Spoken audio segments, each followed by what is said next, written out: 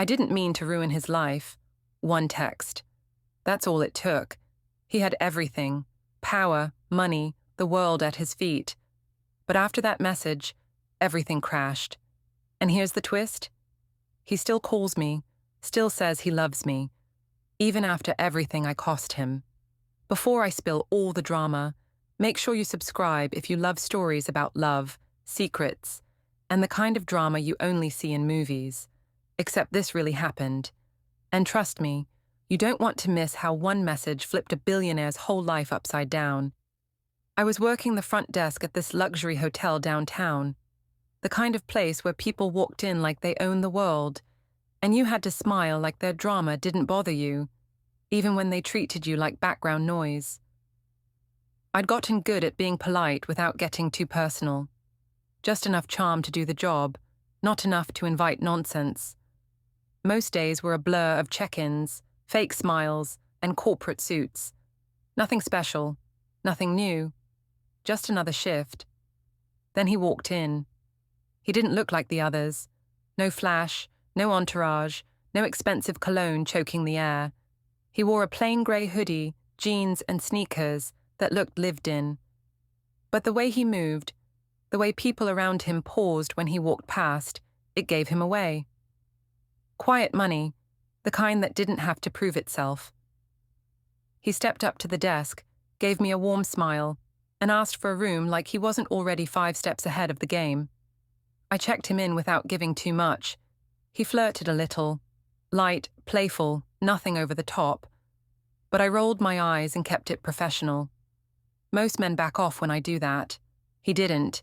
He came back the next weekend, and the one after that, always alone, always asking if I was working. If not, I'll come back next week, he'd say, like it was no big deal. I started to look forward to those weekends more than I wanted to admit. He'd stop by the desk and lingered just long enough to leave a smile on my face. Sometimes he brought coffee. Sometimes he left silly notes. It was subtle, no pressure, just easy. And even though something about him felt expensive, he never threw his money around. He never made me feel small. In fact, he treated me like I was the one he should impress. That threw me off more than anything. I didn't know who he really was. Not yet. To me, he was just this calm, mysterious man who seemed completely unfazed by the noise of the world. And I was just the girl at the front desk who he somehow always found his way back to. Looking back now, maybe that's why I let my guard down. Maybe that's how it all started. I still remember the night I found out who he really was. It was a slow evening at the hotel, one of those shifts where your mind wanders because the lobby is quiet and you've already restocked everything twice. I was bored, honestly. So when my coworker casually asked, "Hey, who's that guy who keeps asking for you?" I laughed and said, "Just some guy who likes hotel coffee." She raised an eyebrow and said, "Well, I saw him get into a blacked-out car with a driver last week. Might be more than just a regular." That's when curiosity got the best of me. I didn't even know his full name. He always signed in under a generic business alias. But one night, I caught a glimpse of the real name on his credit card as he handed it to me. I memorized it without trying. 3 short syllables that sounded too clean to be fake. After my shift, I typed it into Google on my phone, not expecting much. Just wondering. What popped up nearly made me drop my phone. Tech CEO, billionaire, private investor, known for keeping out of the spotlight, no social media, no red carpets, just business magazines and a few grainy photos from conferences. There he was. The man who flirted with me like we were just 2 people in the same orbit. The man who handed me coffee and scribbled his phone number on napkins like we were still in high school. A man worth more money than I could even imagine. I sat on my bed that night staring at my screen, trying to make it make sense. Why me? Why this hotel? Why so low-key? But as I replayed every interaction in my head, I realized something. He never once acted like a man with power. Not with me. He didn't name drop. He didn't flash anything. He just showed up. When I saw him the next weekend, I didn't say anything about what I knew. I wanted to see if he'd tell me himself. He didn't. But I noticed how carefully he watched me, like he was waiting to see if I'd treat him differently. I didn't. And maybe that's why he started opening up. Little by little. It was the beginning of something real. Or at least, it felt that way. It was late, one of those quiet nights where everything feels too perfect.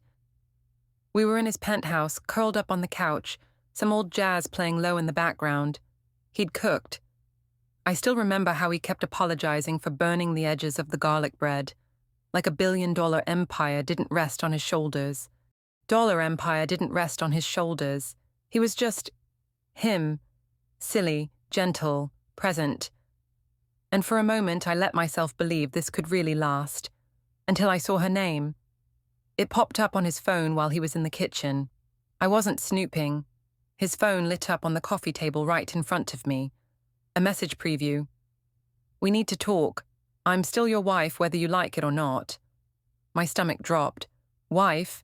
He told me he was divorced, emotionally and legally. That there was nothing left to worry about. That the past was in the past. I didn't say anything right away.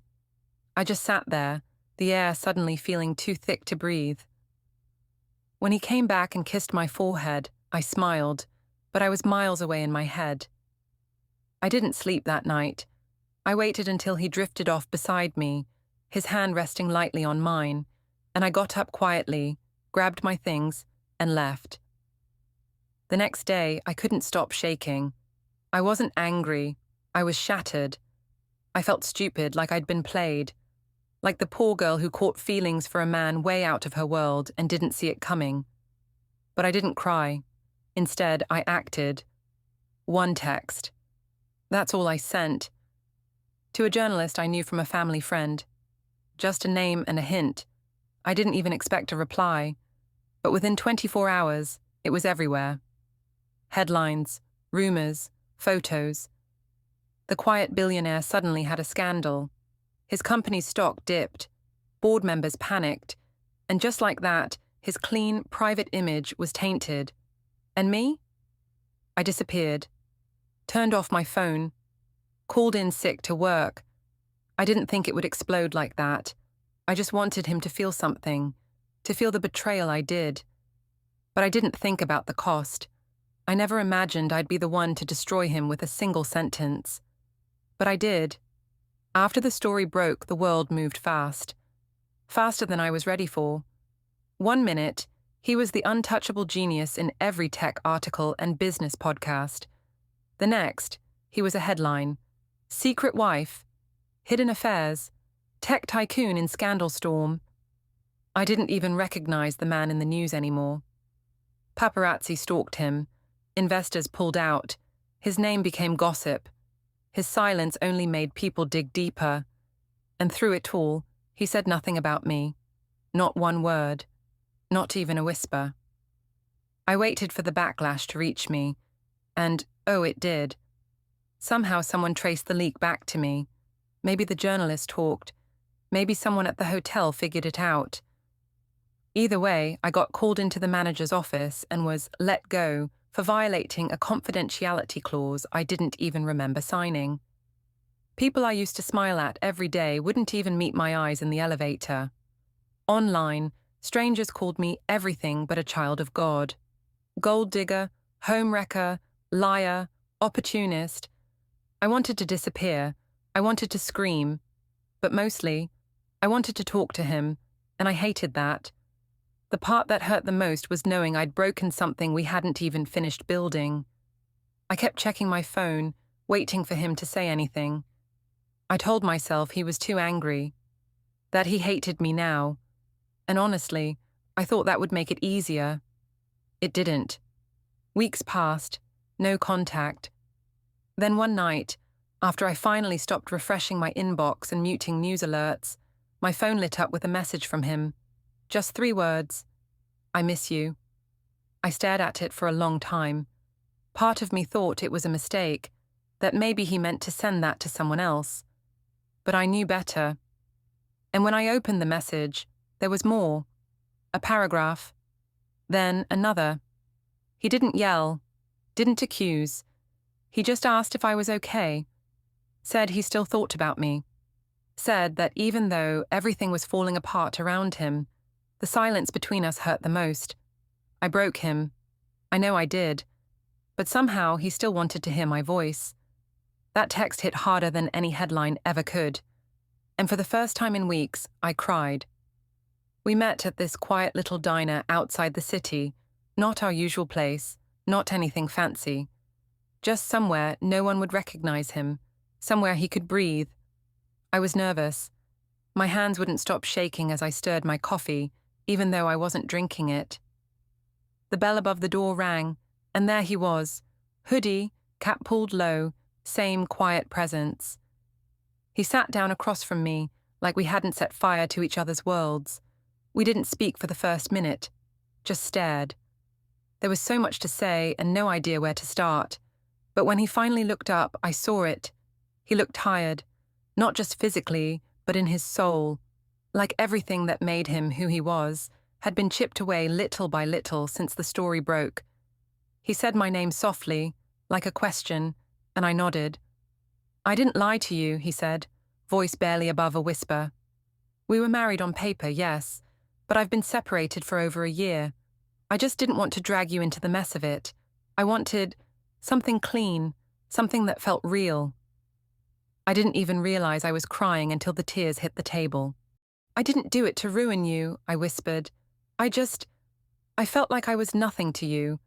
I felt like I'd fallen for someone who was still tangled in a life I didn't belong to. I panicked. I didn't think it would blow up like that. He reached for my hand, gentle, like I was a bird he didn't want to startle. You didn't ruin me, he said. The media storm, the business fallout, I'll recover from that. But losing you, I wasn't sure I could come back from that. And I believed him, every word. We sat there for hours, talking about everything and nothing, laughing a little, crying a little more. He told me he never stopped thinking about me, not for one day. That every sleepless night, every headline, every board meeting filled with fake smiles and backhanded comments. None of it hurt like the silence between us. He said he still loved me, even now. I wanted to believe I could fix things, that we could pick up where we left off. But I also knew things had changed, not just for him, but for me. I didn't feel like the same girl behind the front desk. I was carrying guilt, shame, fear. But despite it all, the love was still there, like a quiet heartbeat that hadn't stopped, even when everything else did. We left the diner that night unsure of what came next, but he hugged me like he wasn't ready to let go again. And I held him back, like maybe I wasn't either. It's been months since that night at the diner, and honestly, I still don't know how to explain what we are. We're not back together, not officially, but we talk almost every day. Sometimes for hours, sometimes just a few words. A voice note here, a check-in there. It's like we're orbiting each other, close enough to feel the pull, but still scared of crashing again. He offered to start over, said we could leave the city, disappear for a while, let the world forget both of our names. He meant it too. I could hear it in his voice, that quiet desperation, like he needed something pure to hold on to after losing so much. But I said no, not yet. Not because I don't love him, but because I need to find myself again first. I need to remember who I was before all this, before the headlines and the betrayal and the regret. I need to rebuild the parts of me I gave away, trying to keep his world from falling apart. He understands. At least, he says he does. And that's the thing. He never pressures me, never rushes me. He just waits, patiently, like he knows I'll come around when I'm ready. And maybe I will. Maybe one day I'll show up on his doorstep with nothing but a suitcase and a yes. Or maybe I won't. I think we've both accepted that whatever this is, it doesn't need a label right now. It just needs to breathe. Sometimes I wonder what would have happened if I never sent that text. If I'd just asked him directly, let him explain, let myself trust him. Maybe we'd be in some villa overseas by now, laughing about how we met at that hotel. Maybe he'd still have every investor and endorsement deal. Or maybe none of that matters. Because even with everything that happened, despite the fallout, the silence, the pain, he still chose to love me. He still sees me. Not as the girl who wrecked his world, but as the one who shook it up and made him feel human again. There's something terrifyingly beautiful about that kind of love, the kind that survives ruin, the kind that doesn't let go, even when every reason says it should. So where are we now? In the in-between, in the maybe, in the hope. We're healing in our own ways, slowly, quietly. And no, it's not perfect, but it's real. And after everything, that's more than I ever thought I'd get. If this is love, I don't need a fairy tale. I just need the truth. And he's still the only one who gives me that. If you stayed till the end, thank you. This story wasn't easy to share, but it's real. If you've ever felt unworthy of love, you're not alone. Hit that like, comment your thoughts, and don't forget to subscribe for more stories just like this. Until next time.